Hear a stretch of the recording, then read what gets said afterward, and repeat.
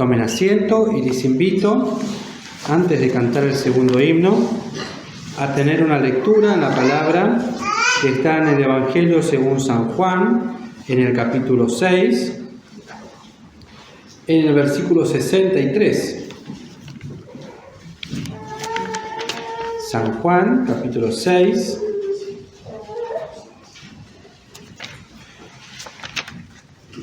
desde el versículo 63 y hemos de leer hasta el 69. Página 111 del Nuevo Testamento.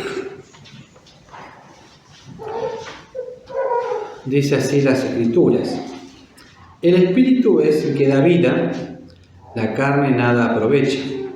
Las palabras que yo os he hablado son espíritu y son vida. Mas hay algunos de vosotros que no creen, porque Jesús desde el principio sabía quiénes eran los que no creían y quién le había de entregar. Y dijo: por eso os he dicho que ninguno puede venir a mí si no le fuere dado del Padre. Desde esto, muchos de sus discípulos volvieron atrás y ya no andaban con él. Dijo entonces Jesús a los 12: ¿queréis vosotros iros también? Y respondióle Simón Pedro: Señor, ¿a quién iremos? Tú tienes palabras de vida eterna, y nosotros creemos y conocemos que tú eres el Cristo, el Hijo del Dios viviente. Hasta aquí la lectura de esta noche. Bueno, hermanos, por la gracia del Señor, vamos a tener primero una oración antes de meditar en la palabra que tenemos preparada para esta tarde, que tiene mucha ilación también y deriva de los pensamientos de la escuela dominical. Siempre encontramos abundante palabra y siempre un pensamiento va ordenando, o mejor dicho, preparándonos también para la ampliación de otros pensamientos y que estos sean para bendición y edificación nuestra. Vamos a orar. Bendito Padre que estás en los cielos, queremos darte las gracias, Señor, que una vez más podemos reunirnos convocados alrededor de tu santa y bendita palabra para poder meditar en ella, buscar el conocimiento, la sabiduría y la práctica también que ella revela y enseña por tu Espíritu a cada uno de nosotros, para que podamos crecer en el conocimiento de la verdad y en el conocimiento de nuestro Señor Jesucristo. Gracias te damos, Señor, por la reunión de esta tarde. Bendice a los que ya estamos presentes, a los que por distintas causas, como ya se ha dicho, no pueden estar. Tú conoces cada situación, cada caso. Tu bendición también sea para cada uno conforme a su necesidad. Gracias te damos por tu palabra. Ayúdanos, guíanos, te lo suplicamos en el santo nombre del Señor Jesús, Señor nuestro. Amén. Bueno, el pasaje que el Señor me guió a compartir con ustedes en esta tarde, allí en San Juan, a ser sincero, ya lo habíamos meditado brevemente hace unos cuantos martes atrás en la reunión de oración, donde no somos tantos y que justamente sin haber tenido en cuenta, por supuesto, lo que después estudiaríamos de esta preciosa mujer llamada Ruth y de este libro que el Señor lo dejó para enseñanza nuestra también, es esta experiencia que vivieron los discípulos con el Señor Jesucristo mismo. Una de las cosas que en esta mañana habíamos dejado bien en claro y que la lección así lo enseñaba, era el hecho de la elección que cada uno de nosotros permanentemente estamos tomando a lo largo de nuestras vidas, tanto en el orden secular como en el orden íntimo, privado, y aún en el orden espiritual, en relación con la Iglesia, y en aquellas cosas en las cuales el Señor nos va guiando, nos va enseñando y nos va mostrando en orden general a todos. Y después cada uno delante de Dios va tomando su decisión. Una de las cosas que aclaramos era que en la declaración que en esta mañana se leyó de Ruth para con Noemí, y que se nombró también reciencito nomás en la reunión de oración de la cena, una declaración muy comprometida, muy seria, que no era como muchas veces se lo presenta, aunque uno tiene libertad también de ponerlo porque lo puede sentir así, en una tarjeta de casamiento o en una invitación de casamiento, hablando de esa relación de amor que existía y que unía a esta señora Ruth, moabita, y Noemí, su suegra. Y la elección a la cual fue invitada no solo fue una sugerencia, sino realmente fue un consejo que recibió en primera instancia, y evidentemente aún con la fuerza de un ruego, es decir, con una imploración a que la dejara. Por eso Ruth le dice: no me ruegues que te deje. Evidentemente, en este pasaje, que es sintéticamente resumido, que el Espíritu Santo así lo registró, uno puede leer entre líneas muchas de estas cosas que después las hablamos, las queremos transmitir, que nos hacen bien a los que las estudiamos, las hablamos y las enseñamos. Y esperamos también que por lo menos algo nos vaya quedando de esta palabra. Y en su momento inmediatamente me trajo a esta otra invitación que el Señor les hace muy seriamente a sus discípulos, que no era un ruego, sino que era una pregunta que yo pensaba, ¿tendría el carácter de tentación? Dios no puede tentar a nadie, en el sentido de hacerlos caer en pecado. Pero sí puede ser una prueba, que también tentación tiene ese significado de probar el corazón de las personas. El corazón, como en este caso fue probado el corazón de estas dos nueras, de Orfa, y manifestó lo que había en su corazón, dejando a Ruth y dejando a Noemí, y haciendo su propia vida. Y por otro lado, tenemos a Ruth, que evidentemente tenía otro corazón, otra personalidad, otros pensamientos, otras decisiones propias, no influenciadas ni por su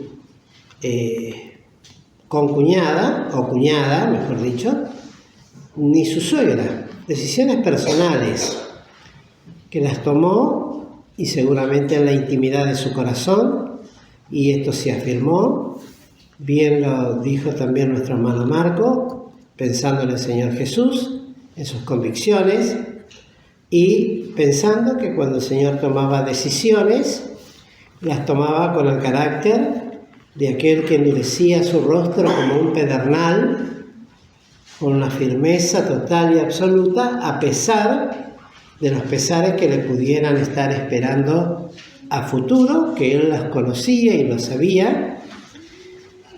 Y por supuesto, poniendo a prueba el corazón de sus discípulos que le habían acompañado hasta ese momento, que eran muchos. Y luego el Señor, en uno de sus tantos discursos o mensajes a sus discípulos, que eran muchos, los enfrenta a esta realidad que anteriormente había estado hablando de su cuerpo, de su carne, de su sangre, y cuán importante era el comer de su carne y beber de su sangre. Y entiéndase que no estamos hablando de ningún tipo de canibalismo ni de mala interpretación. Lo que el Señor les estaba hablando era de una total y absoluta entrega y fe en su persona, en su obra, en la obra que habría de realizar a través de su cuerpo, entregándolo en la cruz del Calvario, de su ser, un cuerpo que constaba de un espíritu, de un alma, y de ese cuerpo que habría de ser crucificado, y de esa sangre que habría de ser derramada en la cruz del Calvario en favor del mundo entero. Y en esto volvemos a insistir que fue un sacrificio de carácter, por decirlo de esta manera, absolutamente mundial para todos. Pero, bueno, ante esta presentación, la respuesta de muchos de sus discípulos fue lo que nosotros muchas veces nombramos con respecto a todo lo que es la palabra de Dios. Y muchos de sus discípulos, oyéndolo hablar de esto, del mandamiento que había recibido de su padre y de lo necesario que era para ellos la participación plena en fe de lo que él habría de hacer para poder tener vida eterna, el sacrificio del ser, que eso es lo que vamos a unirlo a la experiencia de Ruth, se escandalizaron, tropezaron con eso, como tantas veces nos pasa a nosotros cuando el Señor nos va presentando cosas y decimos, bueno, hasta aquí, esto es para mí. Yo más de esto, no. Siempre me acuerdo, hace muchísimos años, pero muchos años, muy al principio, cuando estudiábamos estas cosas, no la de Ruth, pero sí de la entrega, de la necesidad que había en el creyente para vivir una vida santa, consagrada. Una chica preciosa, jovencita, una niña todavía, preadolescente, dijo textualmente, esto no es para mí, y no vino más. Es decir, comprendió perfectamente las exigencias que tenía el seguir a Cristo para su vida personal. La abuela siguió viniendo hasta ya que no pudo venir más, entrada su edad, y finalmente el Señor se llevó a su abuela, una hermana de fe, pero ella, muy jovencita, muy de niña, no sé si 10, 11 años, dijo, esto no es para mí, así, y no vino más. Entonces esto nos habla de que lo que Cristo ofrece es comprensible en todos sus aspectos. Primero, en la gracia bendita que da para poder vivir eternamente. La bendición que da para que aquel que no crea pueda tener esa vida eterna y la seguridad de que lo que Él promete lo ha de cumplir. Y por otro lado también, la seriedad que esto implica para todo aquel que quiere recibir a Cristo en el corazón, cuya obra de salvación para uno y el costo lo pagó Cristo y a nosotros nos resulta un hecho de fe, de corazón dispuesto a creer. Sin embargo, también esa misma convicción debe estar en todos aquellos que deciden acompañar a Jesús. Señor, déjame que te siga, decían muchos de sus discípulos. Pero déjame que vaya primero y entierre a mi padre. Dejad a los muertos que entierren a sus muertos. Señor, déjame que vaya primero a hacer este negocio en tal lado, después te seguiré. En fin, siempre hay excusas. Lo cierto es que esta palabra resulta dura, por lo que implica al renunciamiento de todo lo que nosotros somos. Y esta es una realidad absoluta. Cristo, cuando dejó los cielos, no dejó parte. Vino tal cual es.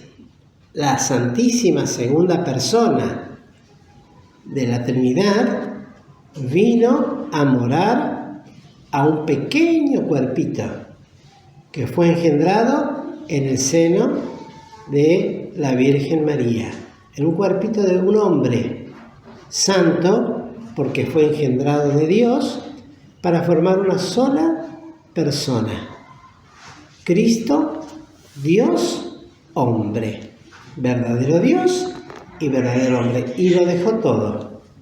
Por eso en su oración, cuando ya se despedía de los suyos, puede decir: Padre, devuélveme aquella gloria que tuve antes que el mundo fuese. Y el Padre se la devolvió. Cuando asciende a los cielos, entra, y de ahí el Salmo 24 que cantamos, entra victorioso con la iglesia ganada, con su sangre en la cruz del Calvario, entra a la presencia del Padre con todos nosotros ya representados en aquellas marcas que lleva sobre su cuerpo. Eso es una realidad absoluta. Ahora bien, ¿qué es lo que espera de cada uno de nosotros? Para muchos de los discípulos en esta oportunidad, esta palabra es dura. Decían, ¿quién la puede oír? Sí, evidentemente no es una palabra que no solamente puede ser escuchada porque se predica, sino en el sentido de oír y recibir esa palabra en plenitud. ¿Quién la puede oír? Y Cristo en el 63 le dice: el Espíritu es el que da vida, la carne nada aprovecha. Las palabras que yo os he hablado son Espíritu y son vida. Esa es la realidad, la pura y absoluta realidad. Las palabras de Cristo, que son duras, en el sentido de que no hay grises, no hay puntos medios, no es ser un poquito así y un poquito asá.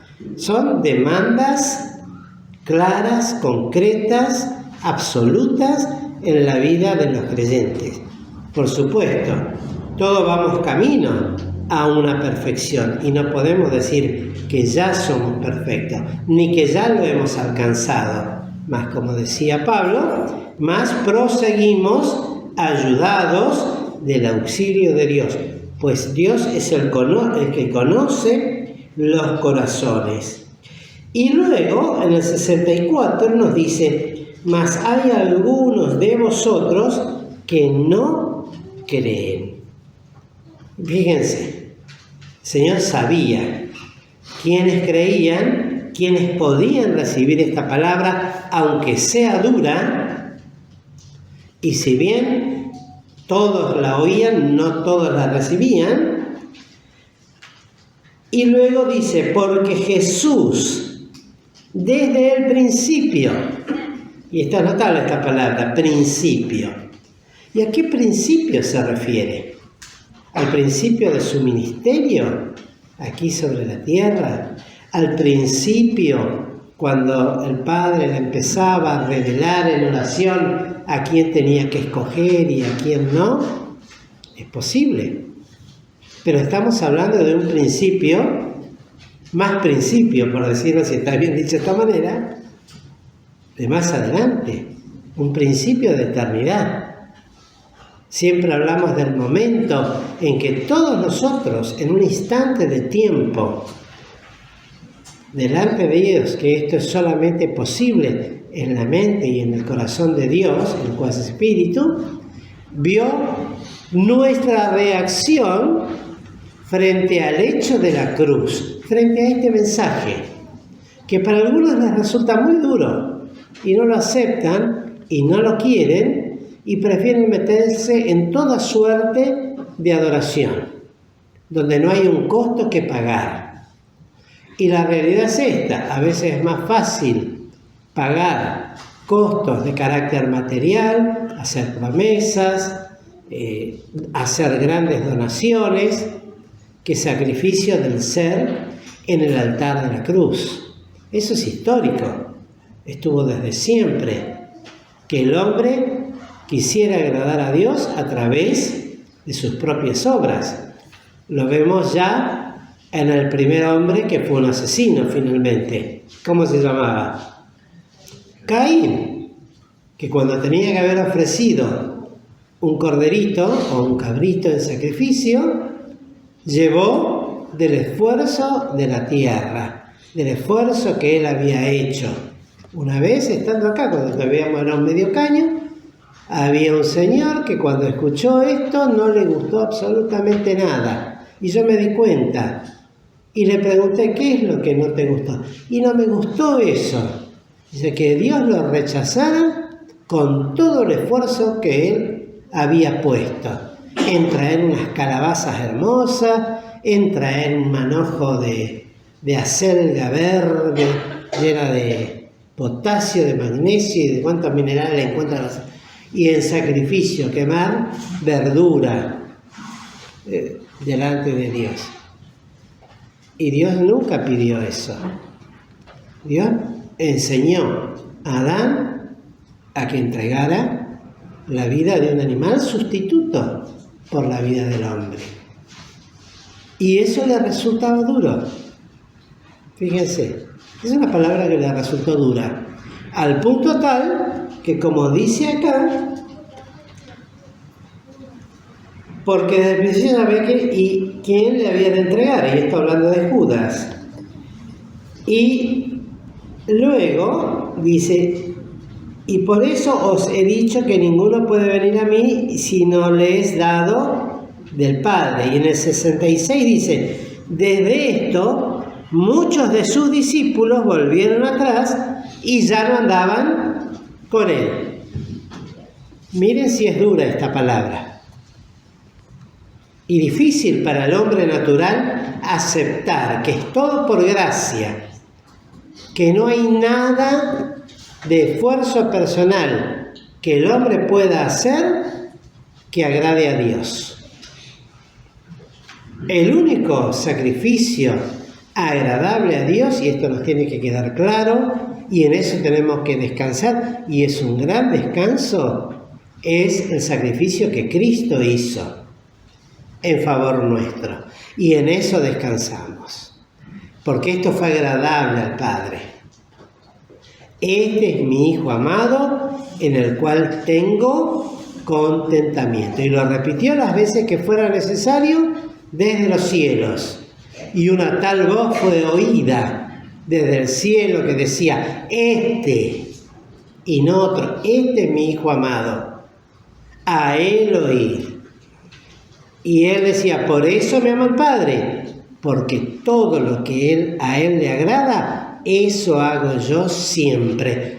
Y de tal versión y de tal palabra ninguno puede apropiarse. Y nos resulta dura la palabra cuando Dios, por su palabra, nos dice que somos pecadores y que necesitamos comer de su sangre y beber de su sangre. No a la manera católica, porque no creemos en la transustanciación ni en la consustanciación. Creemos en la participación de ese bien por la fe. Porque si no seríamos caníbales, comiendo carne y sangre de otro ser. Y seríamos más que idólatras, pensando que en eso hay alguna virtud. Y la virtud está en Cristo. La virtud está en la sangre de Cristo. La obra perfecta está en Cristo. ¿Es duro esto? Y a alguno tal vez le resulta duro, porque queda totalmente excluido de la gracia de Dios todo aquel que quiere justificarse por sus propias obras. Y para Dios nuestras obras y nuestras justificaciones son como verdaderos trapos de inmundicia. Entonces les hace esta pregunta, que yo creo que tenía este carácter, de la misma manera que en tantas oportunidades Dios ponía y enfrentaba al hombre con su propio corazón, con esta pregunta, porque les dice así, y no había traba, no había en ello una trampa, como decíamos esta mañana, para manipularlos, para que ellos se quedaran por alguna razón especial. Hoy decíamos eso, ¿no? Noemí no utilizó ninguna de estas cosas para hablar con sus nueras. Y acá Cristo menos. ¿Cuánto menos que el Señor Jesús? ¿Y qué pregunta les hace? Una muy sencilla, pero que puede doler mucho. ¿Queréis iros vosotros también? A veces dicen, de la iglesia no se puede echar a nadie, ¿no? ¿Y qué tal? Acá Cristo no los estaba echando, los estaba invitando. ¿A qué? El que se quiere ir, que se vaya. Siempre digo esto, ¿no? Marco hizo bien, por supuesto, cuando vio las puertas de seguridad puestas ya en la quinta. Bueno, aconsejó por una puerta de seguridad. Hay algunos cuando están apurados, empujan la puerta y salen. No voy a dar el nombre. Así está, es fácil, ¿eh? De acá adentro se puede salir. Puede salir corriendo y empuja y sale. No hay traba, no hay cerradura. Es una puerta de seguridad contra incendio, para salir disparando en el caso de que suceda algo acá adentro. Bueno, es una invitación. ¿Pero a qué? ¿Queréis iros vosotros también? Qué pregunta, ¿no? Qué pregunta para los discípulos que habían estado con él desde el principio, particularmente. Cristo los conocía. Ellos no se conocían a sí mismos. Y la respuesta de Pedro revela un poco cuál era el sentir de los que estuvieron con él hasta su última hora, aunque después a último momento lo abandonaron. ¿En qué momento? Cuando yacía sobre una cruz. Pero hasta entonces el Señor decía, vosotros sois las que habéis estado conmigo desde el principio, desde siempre. ¿No os quejéis yo a vosotros 12 y uno de vosotros es ladrón? Y es el que le había de entregar, porque Cristo sabía quién le había de entregar. Sin embargo, lo escogió igual, porque estaba dentro de los planes del Padre, darle a aquel del cual estaba profetizado, aquel que moja su pan en mi plato, es el que me ha de entregar. Y así está escrito en uno de los salmos, ya profetizado cientos de años antes de la persona de Judas. Y a él también fue la misma invitación. Judas en ese momento podía haberse levantado e ido, pero no lo hizo. Porque lo que estaba escrito de Cristo, cumplimiento tiene. Y en Judas había otros intereses. Después fue creciendo la codicia, etcétera, etcétera, como para llegar a entregar a su Señor por 30 monedas, o por 20, no recuerdo. 30, ¿no? 30 monedas de plata, que era el precio de un esclavo. Era lo más barato que se podía pagar por un esclavo. Y luego, entonces, recibe una respuesta frente a esta invitación. No fue un ruego, fue una invitación. Viendo porque Cristo sabía que tenía muchos discípulos, muchos le seguían, pero no todos creían en él. Le seguían tal vez por el pan que recibían, por las curaciones que veían, por la palabra que hablaba, a muchos les gustaba, pero cuando ya la cosa se ponía más exigente, muchos volvieron atrás. Una de ellas, por ejemplo, la encontramos en Mateo, cuando el Señor le dice en Mateo 16, 23, entonces él volviendo, dijo a Pedro, quítate delante de mí, eres escándalo, porque no entiendes lo que es de Dios, estoy en el 23, ¿no? 16, 23, sino lo que es de los hombres. Entonces Jesús dijo a sus discípulos, si alguno quiere venir en pos de mí, niéguese a sí mismo, tome su cruz y sígame, porque cualquiera que quisiere salvar su vida, la perderá, y cualquiera que perdiere su vida por causa de mí, la hallará. Y yo no puedo dejar de pensar que aunque no conocía esta palabra, Ruth, comprende la decisión que tomó. No me ruegues que te deje, porque si leemos ahí en el libro de Ruth, en la declaración que le hace, fíjense ustedes, todo lo que tiene que ver con este renunciamiento.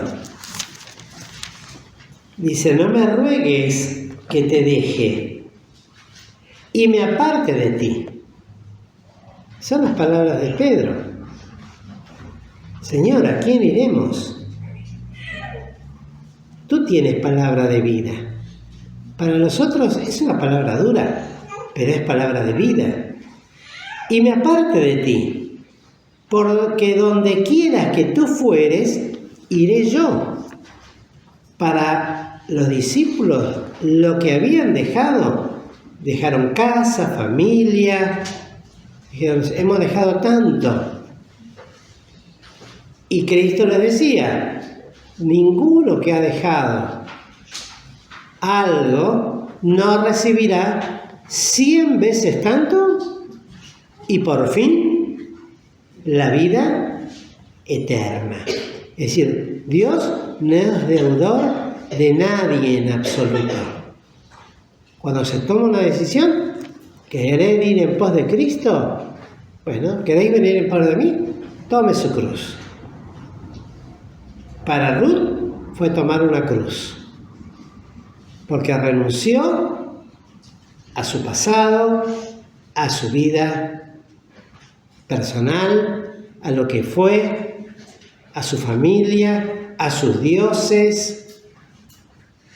Y cuántas cosas más hemos estudiado esta mañana. Lástima que no todos vienen los domingos de la mañana, porque después a la tarde uno puede completar algunos pensamientos más. Es una invitación también para que el que puede, es parte también de la educación y del crecimiento cristiano, que el día del Señor es para el Señor. Entonces, no solamente hacer algo por ¿cómo podríamos decir? Por cumplir con algo, sino que tiene que ser algo que nazca del corazón. ¿Es dura esta palabra? Porque a algunos no les gusta. Bueno, pero es así. Hay iglesias que a causa de la mala costumbre, porque no podemos decir que es buena costumbre, de que los creyentes solamente vienen a una reunión, ya no tienen más escuelita y solamente tienen predicación por la tarde. Y porque los creyentes no vienen. Pero el problema no está. El problema está en la educación, en la convicción y en entender que en nuestras iglesias el día del Señor es justamente eso, el día del Señor. No es para aprovechar y hacer otras cosas y después de la noche voy y cumplo como hacen o con la misa o con otros ritos, etcétera, etcétera. Es del Señor. Por experiencia personal uno entiende que lo que sustituimos por lo que debería ser la adoración a Dios por hacer tareas personales, por adelantar un trabajo, por adelantar un estudio. Cuando se prioriza eso, miren, por algún otro lado se pierde. Es como juntar dinero en bolsillo con el fondo horadado. Guardáis dinero en saco roto. Lo mismo sucede con las cosas del Señor. ¿Queréis venir en pos de mí? Tome la cruz. Esa es la invitación. Así como decía, ¿queréis iros vosotros también? Bueno, alguno no quiere tomar la cruz, quiere hacer su propia vida, quiere hacer sus propios intereses. Nadie se lo va a impedir. Se va a sentir, por supuesto, porque nosotros, desde el punto de vista espiritual, quisiéramos ver un progreso. Pero si alguno desea irse, queridos, con la misma libertad con que un día vino, entró, se sentó y escuchó, con esa misma libertad se puede levantar y retirarse y no va a haber rencor alguno. Cristo no se lamentaba por los que le dejaban, No se lamentaba. No dice la Escritura que lloraba por los que lo dejaban, que se sentía culpable porque no hizo todo lo que tenía que haber hecho para retenerlo. A veces los creyentes cometemos ese error de echarnos culpas. Señor, perdónanos porque no hicimos lo suficiente para que tal hermano o tal persona se quede. ¿Estará correcto eso? Por cierto, uno tiene que hacer todo lo que tiene que hacer como creyente. Pero ¿y si se va?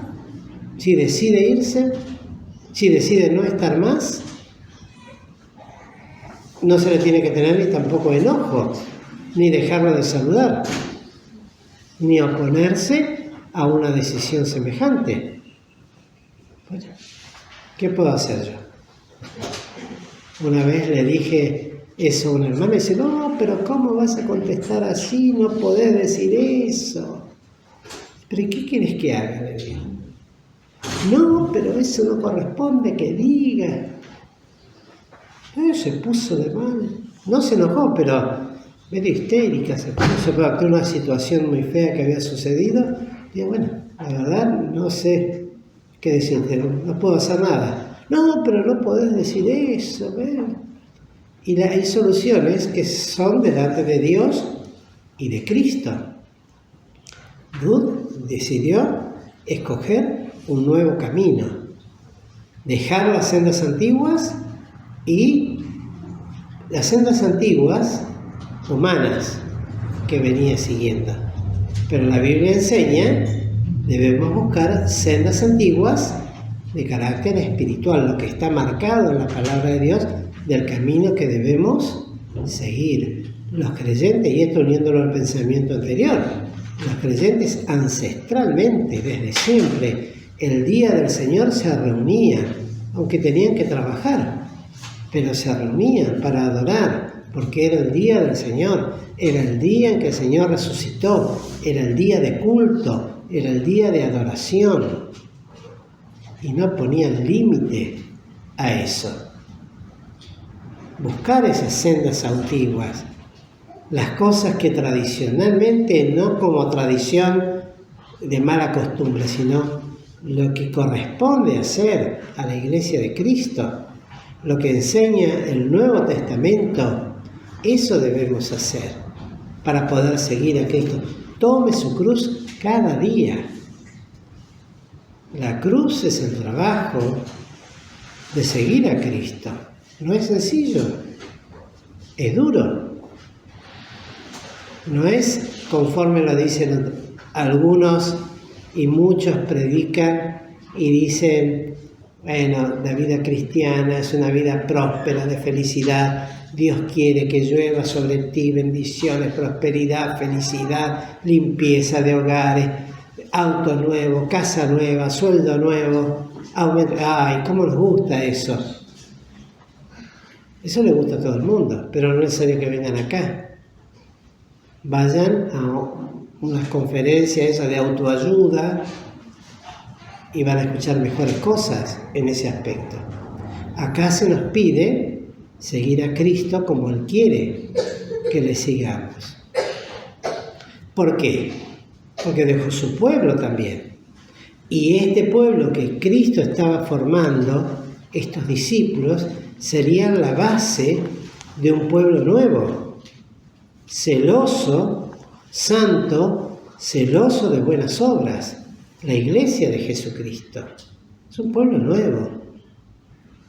Y habitar, mirad cuán bueno y cuán deleitoso es habitar los hermanos juntamente en uno. ¿En qué momento? En el momento en que nos reunimos. Decía el hermano Balice, para los que fuimos, les transmito esto, el domingo pasado, después que falleciera nuestro hermano Alfredo Dick, y entrado a los años 2000, creo, sufrieron muchos problemas y divisiones en la iglesia y de mucho sufrimiento. Pero al día de hoy, por la gracia de Dios, aunque siguen siendo un grupo reducido, el mismo número de miembros con los cuales fue constituida la iglesia, sin embargo, hay perfecta unidad. Es un mismo sentir, el mismo deseo de obrar. Y qué paz que da eso, ¿no? Es decir, porque en la iglesia venimos a buscar eso. No venimos a buscar conflictos, peleas. Si yo vengo a la iglesia y me voy más amargado de lo que vine, porque o me persiguen o soy perseguido, o me trato mal con uno, me trato mal con otro, no quiere decir que todo es pura felicidad, pues no debe ser fingida, tiene que ser una realidad. El sentirme contenido, el poder compartir mis experiencias de vida cristiana. Hoy cuando Marco pedía si hay alguno que tenga que dar un testimonio, miren, sería bueno que los que venimos a la cena, no voy a pedir a los que no son miembros, pero los que son miembros tendríamos que tener siempre un versículo para compartir. Pensaba algo preparado, un texto preparado por las dudas y pide testimonio. ¿Y? Bueno, eso tengo que hacer. Como decía uno, deje de deber y pague. Porque a veces uno tiene, pero no anota. Bueno, pero es bueno, de todos, Se nos dice, la iglesia primitiva se componía de eso las reuniones, de la libertad de poder elegir un himno, de la libertad de poderse levantar y hablar de un texto. Miren, esta semana leí este texto que habla del Señor Jesús, me impactó este texto, de qué manera aquí se lo menciona, se lo nombra. No hace falta contar cosas de la vida personal, sino cosas que alaben el nombre de Cristo. Tampoco pasar a hacer alarde de cuestiones personales, pero cosas que edifiquen. Y los hermanos se reunían en las iglesias del primer siglo, del primer tiempo, a compartir esas experiencias. La cena del Señor es un lugar donde el nombre de Cristo debe ser alabado y glorificado. Y realmente nosotros tendríamos que tener espontaneidad, fervor y espontaneidad de levantarnos. Quiero leerles un texto, nada más. Este texto el Señor me trajo al corazón esta semana y me hizo mucho bien, por determinadas experiencias que estaba pasando. ¿Cuáles experiencias? ¿Cuáles experiencias? No hace falta decirlo. El Señor me trajo este texto y me confirmó la posición en la cual estoy. Y estoy firme. Y le doy gracias a Dios porque Él contesta las oraciones. Y me contestó. Después hay otros que les gusta hacer testimonio un poquito más largo, a las cuales a veces hay que hacerle así, ¿no? Pero bueno, tendría que haber. Entonces todo eso habla. ¿A quién iremos? ¿A quién iremos? Tú tienes palabra de vida. ¿A quién buscaremos? ¿Con quién nos juntaremos? Noemí era el referente para Ruth, a pesar de lo que ella tenía y estaba. Sin embargo, para Ruth era su referente, al punto tal de decirle: tu pueblo será mi pueblo, tu Dios será mi Dios. Y a tal punto de poder decirle: donde tú murieres, ahí moriré yo. Miren, si todo eso nosotros le pudiésemos decir esto, en lugar de decírselo a Noemí, decírselo al Señor. Decírselo al Señor. Donde tú fueres, iré yo. Donde tú vivieres, viviré yo. Porque Él va. Lo leyó varias veces hoy Marco, ¿no? Él va delante de ti. ¿A dónde me lleva? No buscar de vivir donde yo quiero y hacer lo que yo quiero. El Señor va delante. Estar seguro que Él va delante. Depender del Señor en ese aspecto. Y buscar, porque muchas veces nos hemos equivocado, tomando decisiones propias y personales, sin consultar a Dios. Y después traemos cargas a nuestra propia vida, a las que nos rodean, y dolor a la iglesia, a la familia, tantas cosas, ¿no? El Señor nos ayude, queridos hermanos, para que esta palabra tan importante se cumpla en nosotros. ¿A quién iremos? Tú tienes palabra de vida eterna. Y nosotros creemos y conocemos que tú eres el Cristo, ¿quién? El Hijo de Dios viviente. Por eso comemos de tu carne y bebemos de su sangre, porque un día sabemos que Él no solamente nos dará la vida eterna, sino que nos resucita. Es completa y perfecta la obra de Cristo. ¿Queréis venir en pos de mí? Bueno, toma tu cruz y sígueme. Eso le decía Noemí a Ruth en otras palabras. Ruth recogió el guante. ¿Saben lo que significa eso, no? Eso tal vez es un término medio para la gente mayor, ¿no? Antes, cuando se hacía un desafío a otra persona, se le pegaba en la cara con un guante y se tiraba el guante. Si el que era agredido estaba dispuesto a responder en un duelo, entonces levantaba el guante y se hacía cargo del desafío.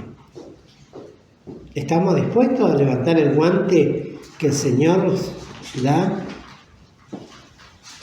Y ante esta invitación decirle: Señor, no me ruegues que te deje. No me pidas esto, que me vaya. No me quiero ir. Quiero quedarme y aprender. Enséñame. Quiero formar parte de un pueblo precioso, santo, glorioso. Y crecer, vivir y andar, y moverme, y desarrollarme en este pueblo al que tú rescataste y compraste con tu sangre. Y así buscar de agradar a Dios siempre.